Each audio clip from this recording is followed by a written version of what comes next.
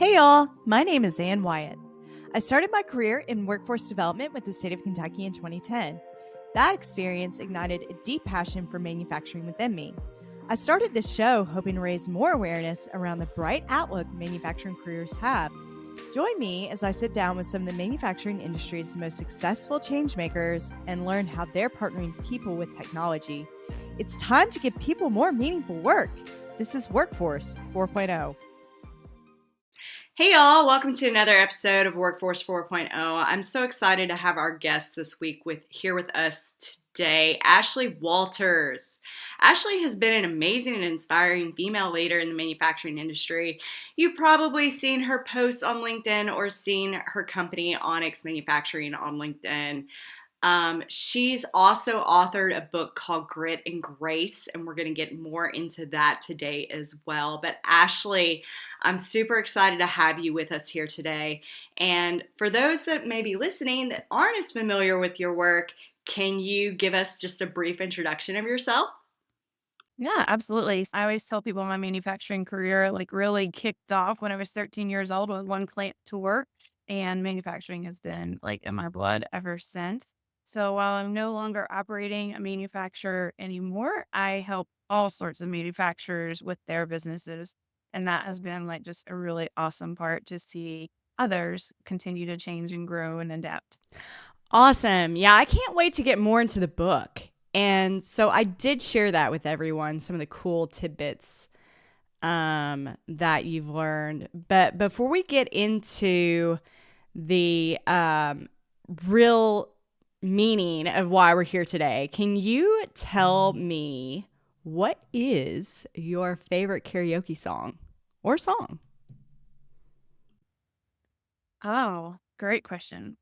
I think one that I love to play on repeat is called Half of My Hometown by 𝗧𝗵𝗶𝘀 and Kenny Chesney.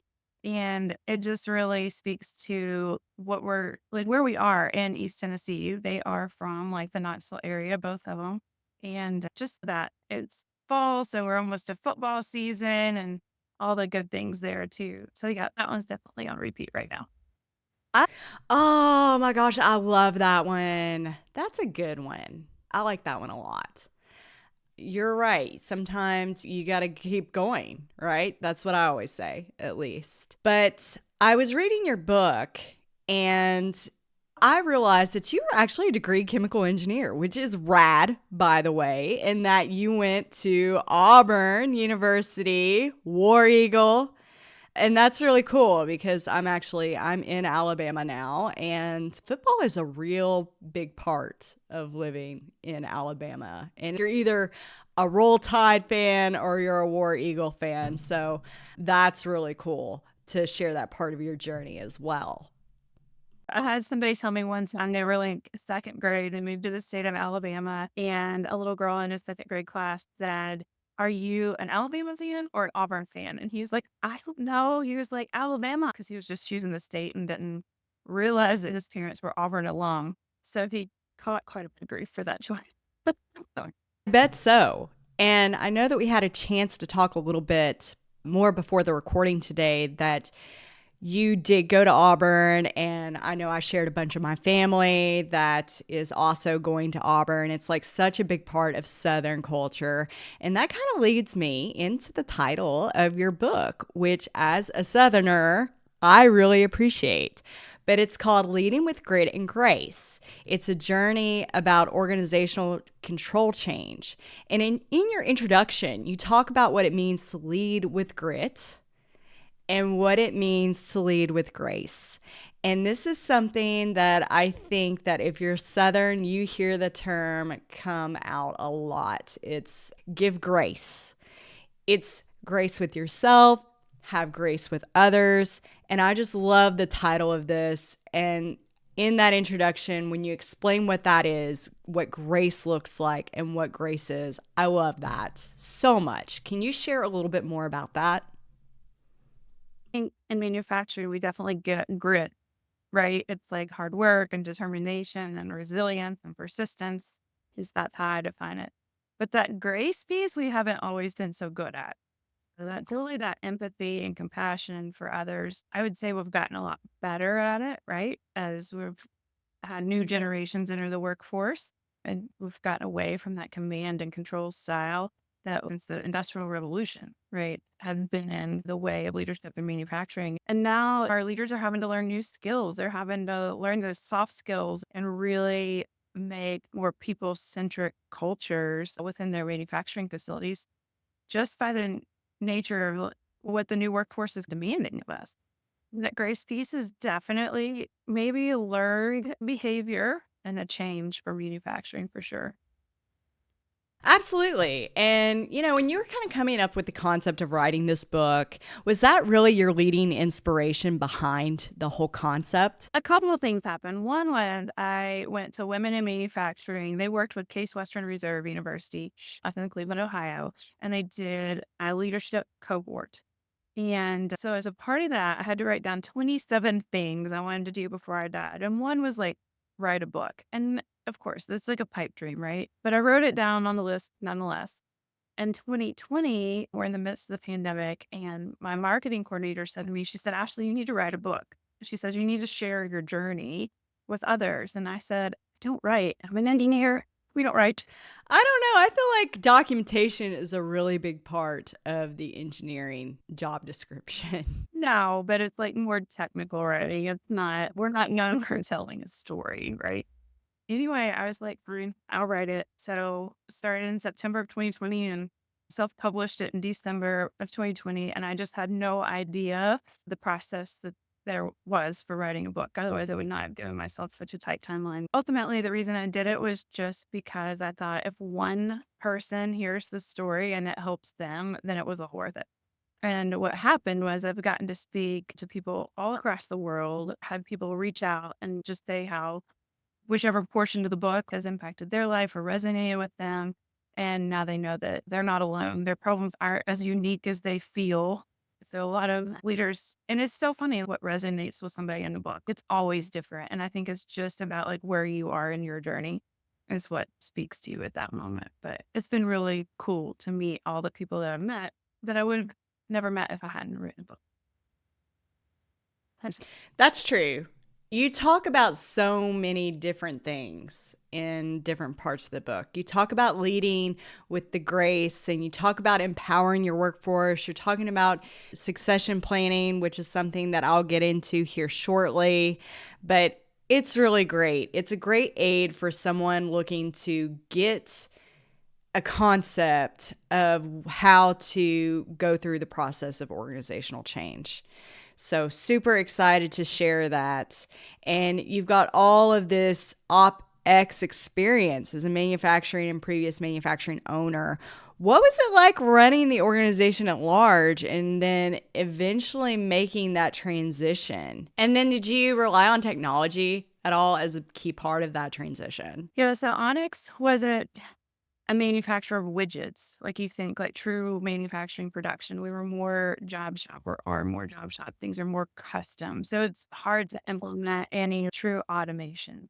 However, we do spend a lot of time talking about engineering like safety issues out of our work processes. So that really means new equipment. So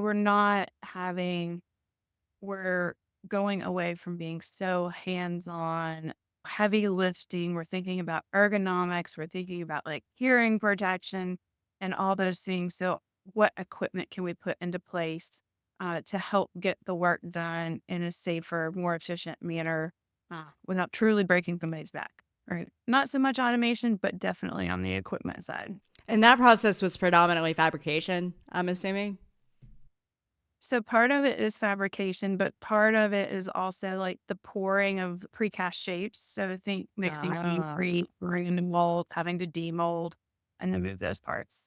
Yeah. So Gotcha. So even like cranes, things like that, you could probably buy because like a big overhead crane, or there's just different types of things that you can do. Have you seen a lasting impact back from your workforce in this regard? when you go to your workforce and ask them, what is it that you're doing that you don't like, right? Or what is taking up a lot of your time? They're the perfect source to help you figure out and get their buy-in on the equipment too, right?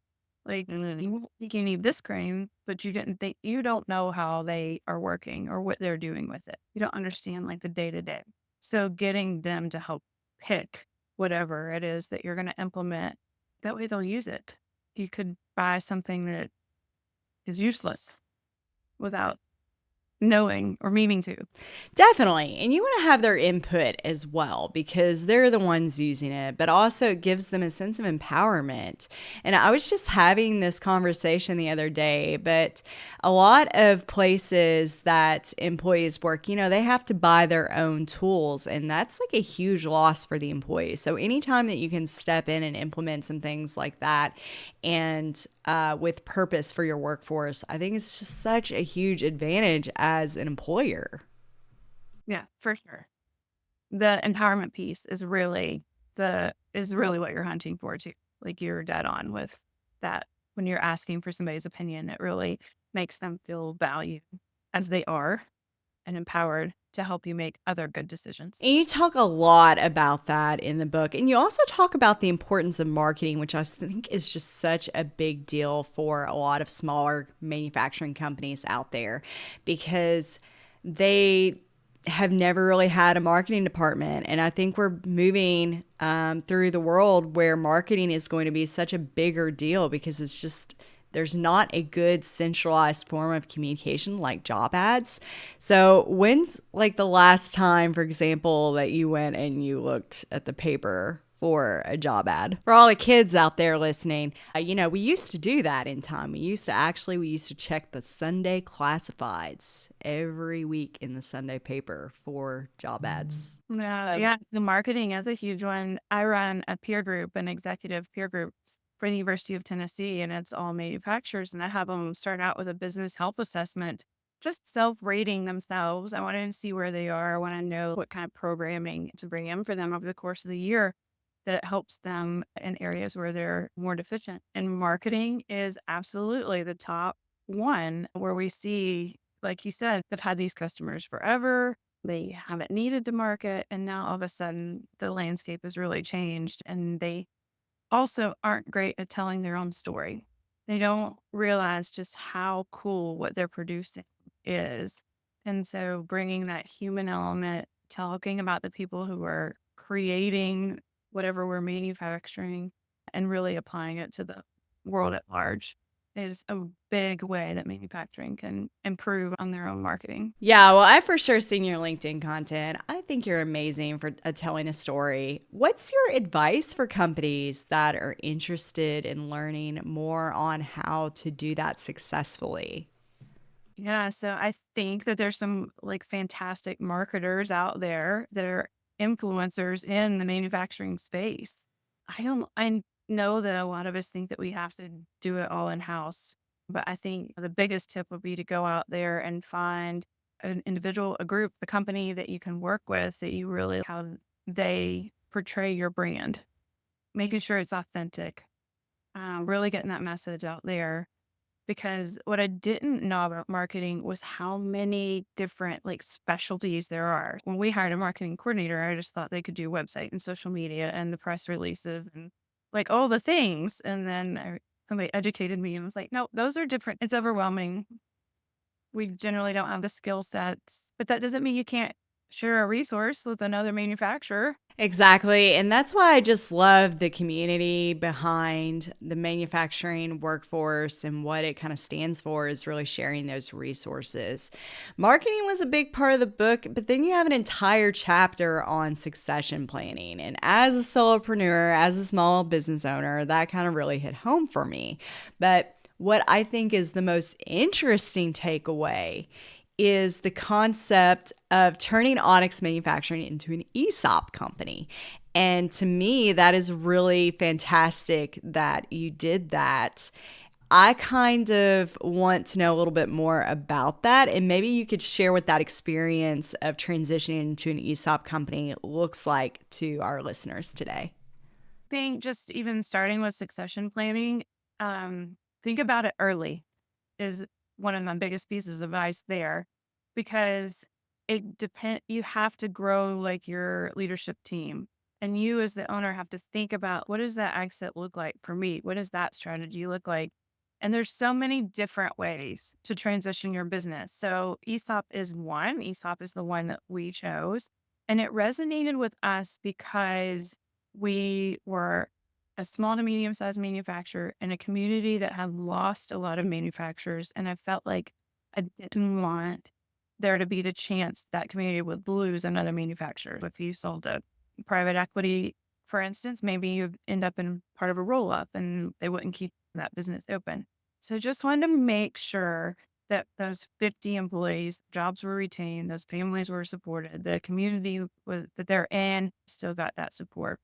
What an ESOP means is it's an employee stock ownership plan, and it's governed by the Department of Labor. And what happens is whatever percentage of stock that the seller sells to become employee owned is no longer taxed from an income level at federal or state. For most states, I think there's maybe 5 that's still taxed.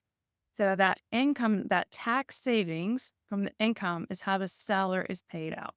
So a lot of people think that the employees have to buy in and purchase the stock. They do not. They never bring a dollar to the table. It's all paid for by those federal tax dollar savings. And what happens is Uncle Sam says, okay, I'm willing to wait on those tax dollars. He eventually gets paid when the employee retires. So it's a qualified retirement plan. And so the government does get those tax dollars back, but it's, later on in the life cycle of the company as people retire. So it's a super creative way to succeed transition for a seller. Yeah, that's awesome. And I love that you took that route for your employees, because it really, to me, it shows that you really care about their livelihoods and their long term careers and then even post career success.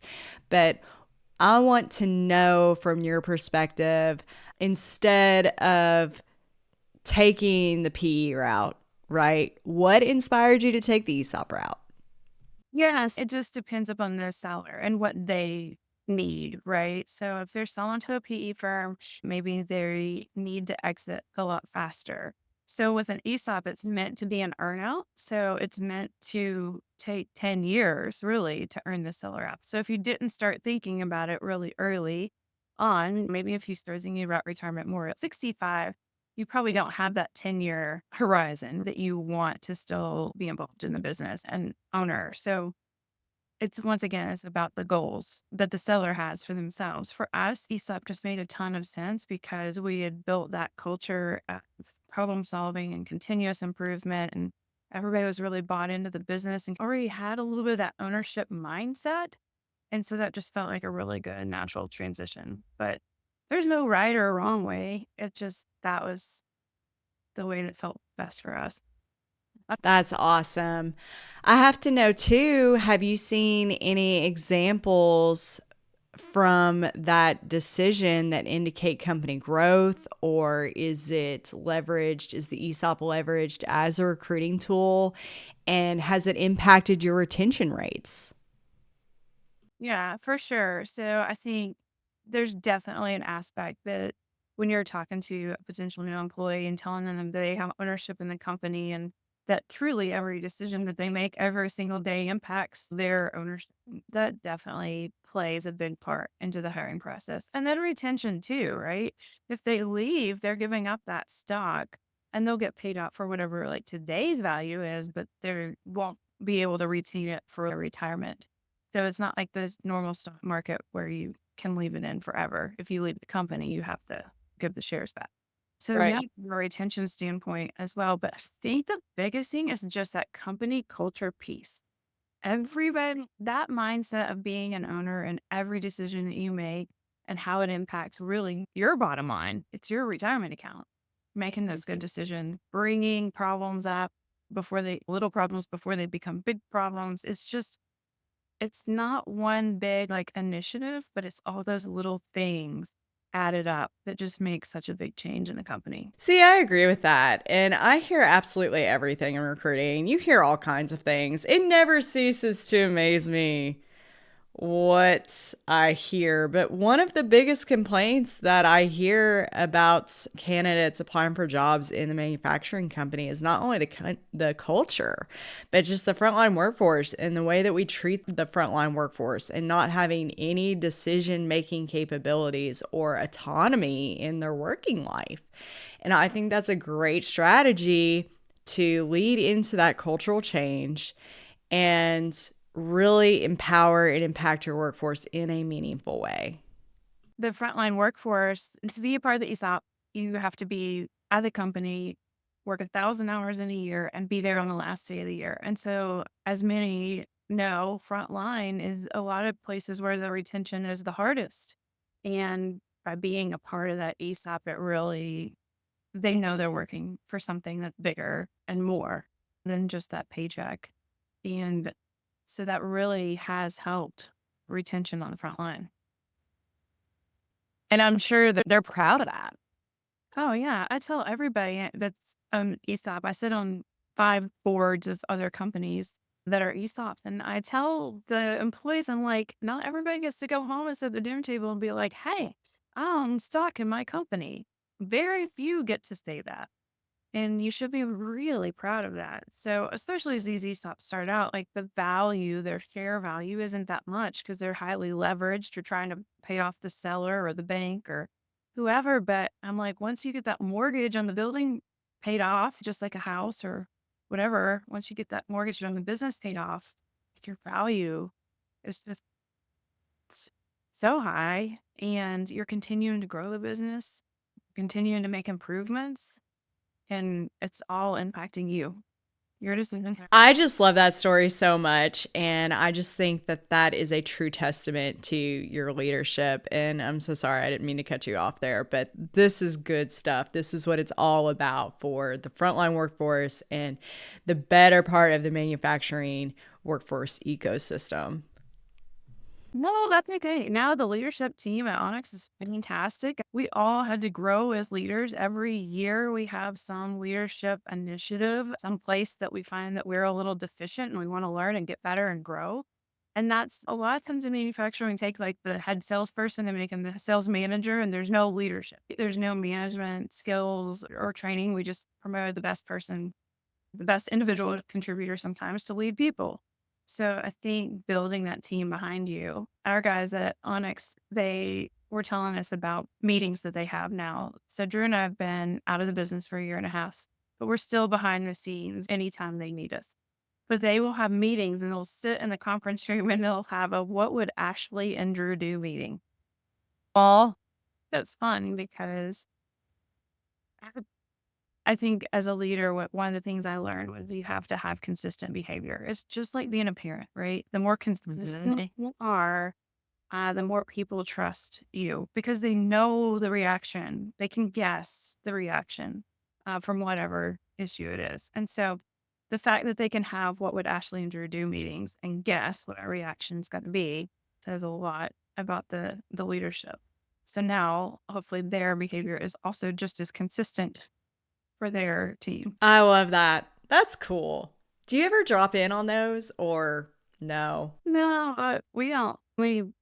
We're here, obviously behind the scenes and fully supportive. But what you can't do either as an owner who is like transitioned is go back and kind of mess with what they have going on. My father-in-law used to come in and he wouldn't mean to be disruptive, but people would like see him as their leader still. And what used to be isn't what is today.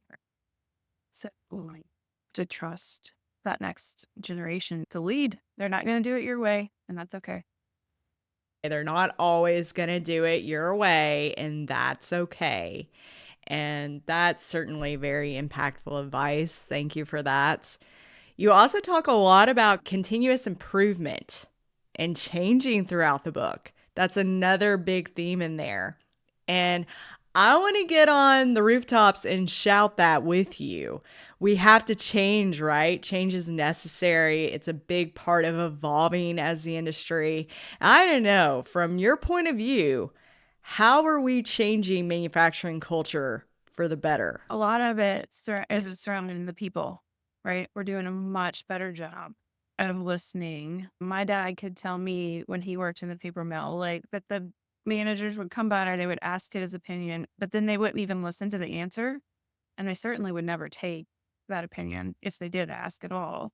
So his biggest advice to me was go to the plant floor, ask the people doing the work. They're the closest to the work. They already have the solution to the problem you're trying to solve. And I use that my entire career.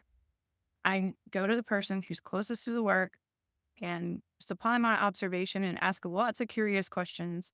And they're happy to tell you. Yeah, I mean, they're kind of serving as the SME in this case. So, like, if you're an engineer, you go to the SME. I mean, you go to the horse's mouth, right? You go to straight to the source. And that's kind of the way that you've got to look at that. And that's just kind of the process that we've got to take in making those changes. Yeah, I don't know. Exactly. Who do you think in the industry is really stepping up and taking charge and leading that change? Is there any company specifically, or is there any leader that you look up to? Who's doing the best at that and why? Gosh, I can't think of anybody like specifically. I'll tell you though, the leaders I love the most are the ones that are willing to change and willing to learn. So for instance, that ET peer group I was telling you about before, like I've got people in all different industries that the leaders know that they have to change, that they have to adapt, that they have to be more agile, and they're willing to spend the time working on the business and not always in the business. And I think that is big because a lot of manufacturers, everything feels urgent and important all the time. But when you're in it all the time and you're not stepping back and going to find those resources, seeking those other ideas, strategizing for the future, when you're not working on the business, I think that's when you see real issues. So I would encourage all these leaders to get outside the walls. It's going to be okay. They're going to be all right. They can make it without you for half a day. And if they can't, then we've got bigger issues. Yeah, that's a good point. Get out there and find out what others are doing that has been successful. And more importantly, what somebody tried that was unsuccessful. Listen to those stories too, so you don't make the same. So for instance, like the speaker that I brought in last week when we launched the second cohort of that peer group was Coach Brian Lentz from the University of Tennessee's men's basketball team. And I had him talk about recruitment and retention as it applies to college sport.